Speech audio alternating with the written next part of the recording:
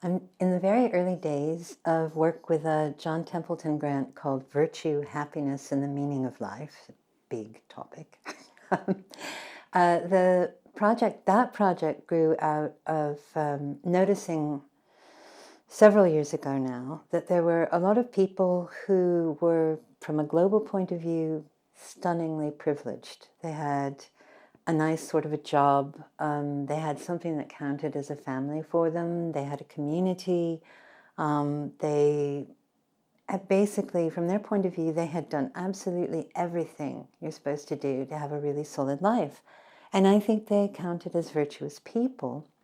And they were noticing, to my mind, at a stunningly, shockingly young age, that there was a sort of like hole in the middle of their life where the happiness was supposed to have been. And so the business of just leading these lives that they'd worked so hard to put in place for themselves was turning into this gigantic to-do list that was sort of weighing down on them day in and day out. And I mean, philosophers like to think that, well, if you've gone to the trouble to build a good character, that should be enough to, provided that you're not in a war zone or something, see to it that you're basically flourishing, basically content, basically happy, and that the exercise of your virtue day in and day out gives you a sense of purpose in life. And this did not seem to be the case on any completely ordinary understanding of what it meant to work on your character and so on.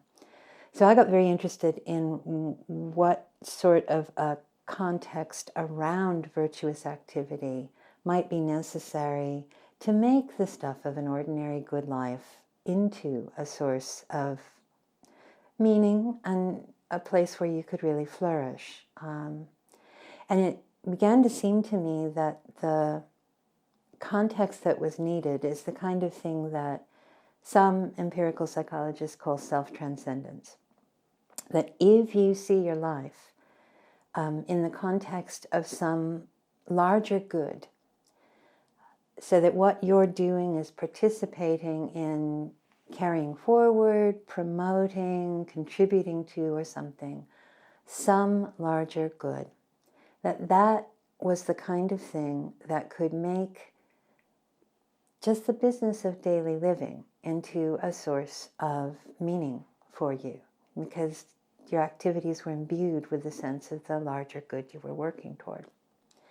There's a lot of different kinds of self-transcendence. Some of them have nothing to do with virtue at all. I think there's certain forms of... There's some very talented mathematicians who live in a world that's very, very abstract. There's no particular reason to suppose that that form of being beyond themselves or being engaged in some very big, very grand thing is going to be particularly connected with virtue, although they probably get a sense of meaning for it. Similarly, certain great musicians, especially in jazz, who are all about the music, needn't be flourishing in an ordinary sense of the word, living fast, dying young, and doing it all for the music or something. And they needn't be particularly virtuous either. What I was interested in was the links between virtue, flourishing, or happiness, and a sense of meaning. And what we've done is assembled a working group of about 28 scholars from very different disciplines. We've got philosophers, we've got empirical psychologists of very different stripes, sort of ranging from cognitive neuroscientists to sort of social psychologists and developmental psychologists, people in religious studies, Islamic studies, Jewish studies, Christian theologians, a Hindu scholar. And what we're doing is reading our work in progress in these different disciplines together and having these intensive week-long discussions of the work in progress, where we address the work in progress with a shared focus on questions about self-transcendence, virtue, meaning, and happiness, with an eye toward being able to collaboratively shape disciplinary work in a number of different fields, and so have a kind of an academic impact in a bunch of different fields all at once. We also have a big public impact